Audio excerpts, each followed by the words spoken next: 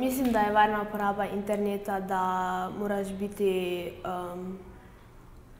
biti pazljiv, kaj delaš gor, da ne obiskuješ nekih čudnih stvari, da se ne prijavljaš na čudne spletne strani. Ko se prijavljaš na razne stvari, da ne klikaš vsega, pa da ne poveš vseh svojih podatkov, da samo osnovne. Moramo varno brskati po spletu, da ne se prijavimo kar tako na ene igrice, ko na primer so za plačati ali pa kaj takega. Pač ne povemo vseh svojih osebnih podatkov, da ne povemo tudi, kje živimo. Pomembno je zato, da ne pride do zlorabe, da nas ne nekdo žali ali nam pa kaki virus pošilja. Na primer, kakšen pedofil lahko pride do teh podatkov in te poišče. Da ne pride do kakega ropa, pa da nas ne